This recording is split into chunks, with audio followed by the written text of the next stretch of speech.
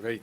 Thank you, Max. And I think that it's really an example. We also see the move, and we talk about the move of people from the industry to the government and the other way. And it's really important to hear about this experience going to the government.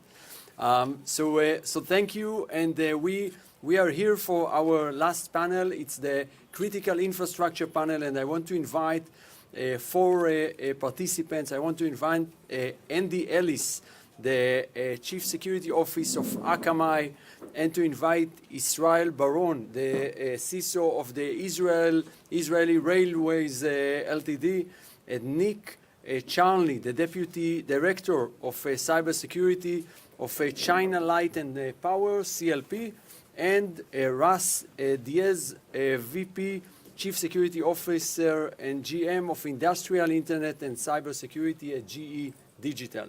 So please join me, and let's give them a round of applause.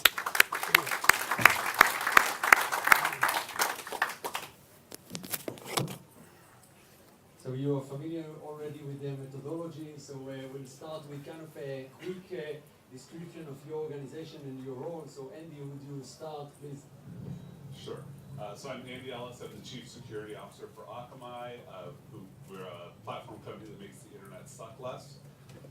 My responsibility is global governance across the whole business, as well as tactically the platform security architecture.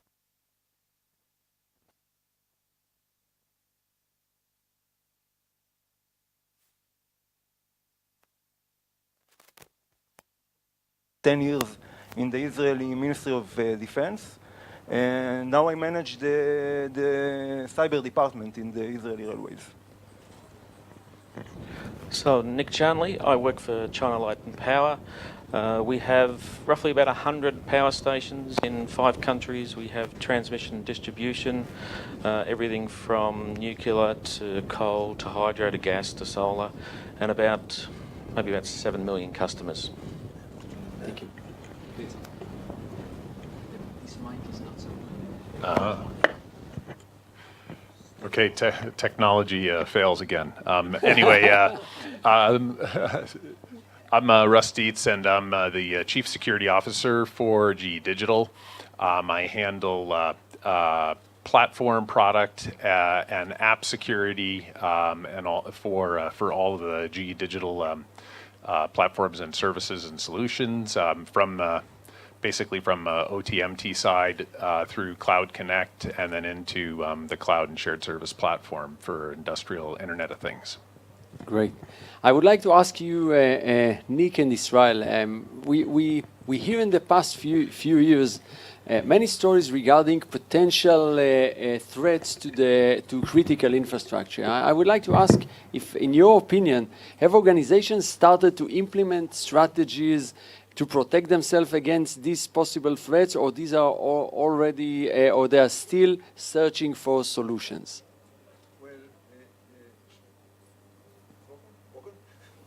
No?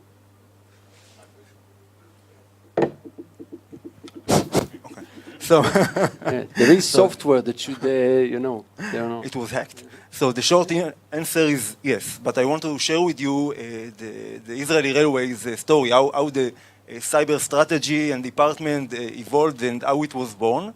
So a few years ago, our Shabak, the GSS, the Global Security Services, came to Israeli Railways and told them, someone could hack the signaling system and, take a train off. And they told them, no way. This is a SIL 4 safety system. No one can hack it because the system is built to be a safe system. So they went to the lab and they developed like a Trojan that can be implemented in a signaling system, our kind of a signaling system. And they showed them that someone could, move the line in front of a moving train. So they told them, okay, so how do they put, the Trojan in the system, because it's a standalone system. So they sent a beautiful girl to a station manager in Tel Aviv Merkaz station, and she went into his room and she talked to him, and then someone called him outside, and then she put a disk on key in his computer, and This is the way they showed us, how it can be done. And from that point, the cyber was born in Israeli railways. And what we did a massive security survey. And we thought, you know, before you go to run and buy solutions and systems, you got to develop first a strategy, the right strategy, how to do it. Because, you know, you can spend millions of dollars and buy nothing. And especially in the critical infrastructure, you have to know what you do. And this is the reason, like I said, we did a massive security survey. And then we developed a 5-year work plan. And first, what we want to do is to monitor. We want to see what is going on in our systems. Because those systems were not developed, you know, to be monitored or cyber-proof, nothing. So we want to build a SOC, a Security Operations Center, monitor everything, both the IT and the OT, and then to move on, you know, to security awareness, etc., etc. Great, thank you. Would you like Nick to add about this? So I would say yes and no. We, as I mentioned before, we have roughly about 100 utilities in 5 countries. And of those 100 utilities, I probably have 40 to 45 different technologies, aging from power plants that are 45 years old to stuff that's in construction at the moment. Now, I think within the industry there is a recognition that yes, and a desire to become increasingly cyber safe for our critical infrastructure. However, at this point in time, the existing utilities are not ready for the installation of the new technology that is coming to market. So I'll give you just a little example. I'm building, I won't name names, I'm building a state-of-the-art 550 megawatt combined cycle gas turbine set, finalising construction now. Now the network infrastructure that has been provided by the OEM vendor has provided switches that does not support spanning of all ports. So there's a disconnect there at the moment between the industrial OEMs and the cybersecurity companies that are providing the technology to provide the passive monitoring and so forth. So in short, the appetite is there, but the groundwork still has to be done in order to make it possible. I would like to ask, what are the typical threats and attacks that you think should be taken into consideration while designing protection strategies for critical infrastructure? We heard before about APTs, about nation-state attacks and other things. What do you think should be taken in designing? Would you want Russ to start? No, it's a great question, and I think what's important to understand is when we're looking at what to do, we also have to look at the timelines. So depending on the critical infrastructure we're talking about, everybody's kind of in a different place. I was just over at the Aviation Cyber Summit today, and the entire aviation space is still trying to figure this out. So I look at it and it's kind of fascinating. Because it's like looking back 5 years on what happened when power generation and other systems started. So the attacks, of course, are going to vary depending on what I just described, what kind of critical infrastructure. So let's say we're in power generation. Basically you're going to try and go after where your soft points are, there's the traditional soft points that have existed in the legacy technologies coming in and joining in, and Nick was just talking about it, joining in with the new generation of technologies, but creating gaps when they do that. But now we also have the digital world basically coming in and shadowing the OT network, and with that happening. We have creep coming in from the digital processes into the OT and even the MT infrastructure, as was described about how the insertion of malware was placed into a railway infrastructure. So we have these are the two kind of very significant weaknesses. That connection of the the legacy OT world coming together with the new technology, and then the digital world kind of shadowing the OT world, and us having this real interesting debate over how that's supposed to happen. And what's fascinating to me is, like I said, I'm seeing exactly the same thing now repeat itself in the arguments that I heard in the aviation cyber conference, like I've heard in the medical device space and in power generation and so on. So it's very much those two areas, even though the use cases and the threat vectors are slightly different. Right. I would like to ask you, Andy, what do you believe to be the unsolved questions and challenges in the critical infrastructure sector? So I think as we look at critical infrastructure, we have to recognize that there's very different models, right? There's the critical infrastructure that was never designed to even contemplate a network, right? It's physical switches, whether it's your railways or your power distribution or your turbines. And you move forward to critical infrastructure designed with the theory that you might have a network to infrastructure built on top of a network. And as you make that progression, you start to realize that the hazards that you face are not random freakish accidents, right? You tell this story about, oh, well, the adversary is the beautiful woman who can get her way in. Well, someday the adversary is somebody who has just downloaded a script and they're not even trying to compromise your railway, right? They're just looking for bots. It compromises your machine and oops, it accidentally doesn't turn the switch, right? And that's a much, much worse threat. And so I think that this is an area where we can learn from the aviation safety industry, which I wish the aviation security industry would listen more to. And in the safety industry, they talk about unacceptable losses. They don't start a conversation with how would an adversary do this. They start a conversation with what is the unacceptable outcome, right? Oh, the unacceptable outcome is my train crashes. Well, how could my train crash? Well, the switch could go in the wrong direction. Okay, well, what prevents that from happening? And only at the end do you start to talk about adversaries and hackers, and whether it's the APT or the script kiddie, doesn't matter. They're just the environment that doesn't like you today. Israel, would you like to comment about this question? Yes, for at least for Israel, for the railway industry, the systems are so old, and like we said, they were never designed with the cyber concept in mind. And even if you want to buy something, even if you have the money to buy a cyber protection system, there is none today in the world to protect the railway industry, none. And even when you want just to Google something and figure out how to do it right, you have no answers because no one has ever done it before. So this is for us a very big, problem. Yeah, thank you. I would like to ask you, we mentioned before blockchain, and I would like to ask you here about AI and what the role that you think that AI may take in solving the cybersecurity challenges. Would you like Andy to start? Sure. And I guess with bingo, we all get to drink because we mentioned blockchain and AI in the same question.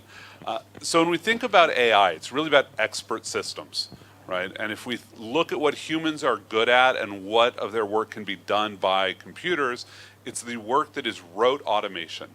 And that sounds very simple, but at the heart, a lot of what we think of as rote automation is still a human who's putting together a set of data and making a quick judgment and moving on. And so there's a place for AI to really sort of take that out of the human's hands, not because the human isn't capable of it, but because the human is actually too capable. There's no reason to have a human do it anymore. We can hand that over to computers. When we think about autonomous vehicles, right, it sits in that place that 95% of driving a car you do by rote. You don't think about it. We can outsource that to a computer. The challenge is the 5%. Right, and I suspect that one thing we'll see in the security space with a big push on AI around security operations is while people will be able to push down their false positive rates, they're going to do that at the expense of also driving down their false negative rate, increasing their false negative rate, which isn't really the outcomes we want to see. Would you like Russ to comment? Yeah, that's it's where Andy was going is right there on when I look at AI, especially in the operations center and in incident response and in case handling. I think what's fascinating right now is we're seeing a lot of folks come out and just basically publish playbooks, and the risk is that playbooks have to be adapted, and if they're not adapted, then the AI that gets implemented doesn't really meet that criteria.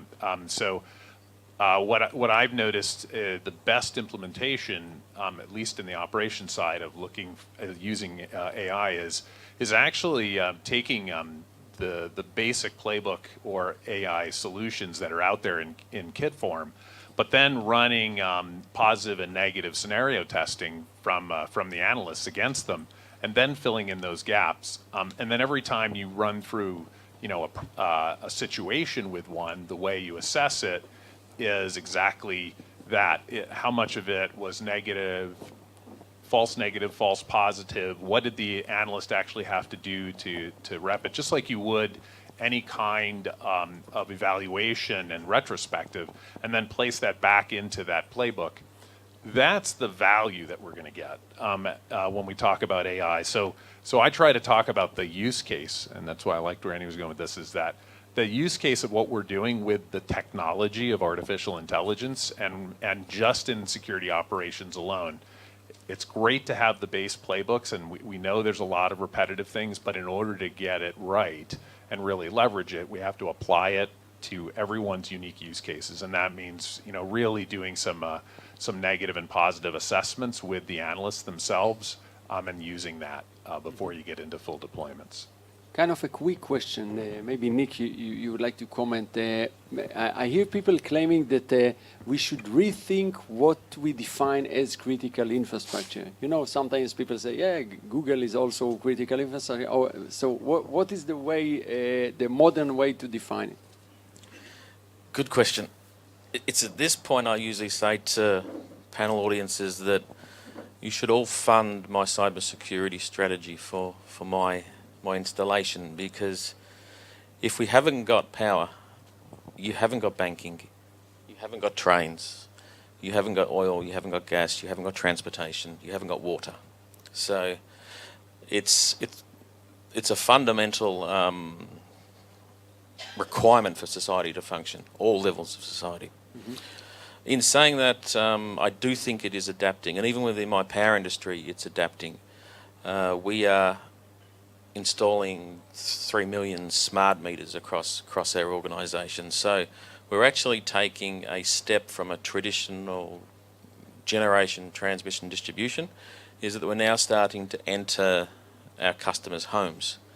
And we're now taking on responsibility for remote connectivity, remote disconnection, also smart appliances, fridges, freezers, ovens, things like that, air conditioning systems. Mm-hmm.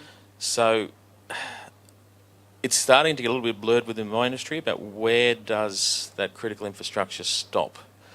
Mm-hmm. Obviously from a government perspective and nation perspective, it's the transmission and distribution, it's to keep the power to all the facilities. But from an end customer's perspective, I know a lot of people would be very annoyed if they got home and their freezer had turned off and their air conditioner was suddenly on heat instead of cool with the like we've got here. So I do think it is changing, but I think the analysis needs to be what is critical to function against what is just annoying, but we can continue to function as a society without. But it is slowly changing and growing. Thank you. Maybe as the last question, I would like to ask, and you can pick whoever would like to answer. We are here in Israel, and people say that they find in Israel several important things like technologies, expertise, way of developing things like this. So at least 3 of our panelists are coming here. I'm not allowed to participate in that. Would you share with us what you find here in Israel and what you expect in the future to find?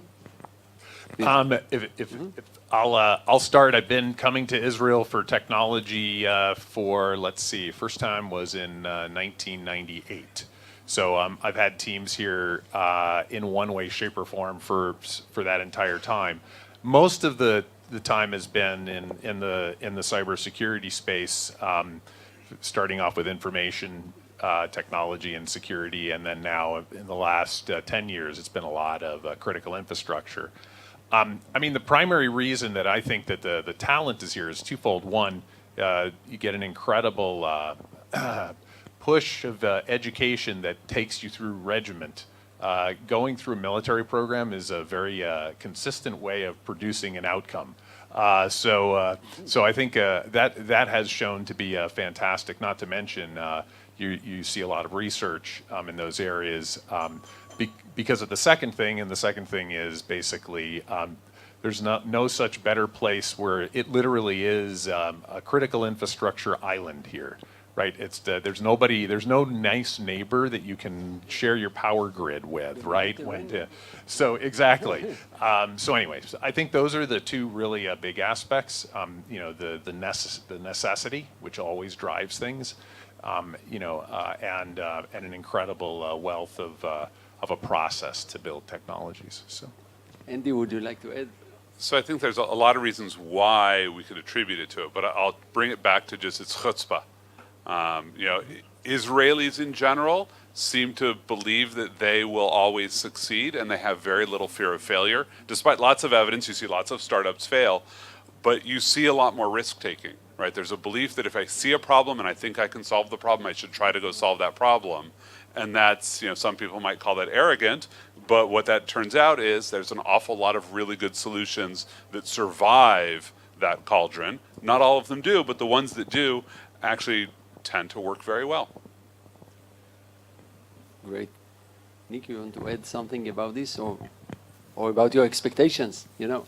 The main differentiator I see with the companies that we've looked at and as part of our seed funding and so forth is that the startups start their company by looking at a problem. So they're not trying to sell a device that's new or something like that. Within cybersecurity, they're very focused on, here is a particular problem, now I will develop a solution to give to the market to solve that problem. And I think that is a defining difference between what I see here and what I see in other regions. Great. So I think that we could continue and speak with this incredible panelists for a long time. But since we are the counter here is already count negatively the time, so I should no. Daria gave me kind of to count it positive, but we are already over the time. So thank you so much. I think that we learn a lot, and you know, we are all going to be here later, so you could continue and speak with our panelists. So thank you so much, and we will just invite in a minute Professor Eugene Kandel for closing remarks. But please thank you and give a round of applause to our panelists. Thank you.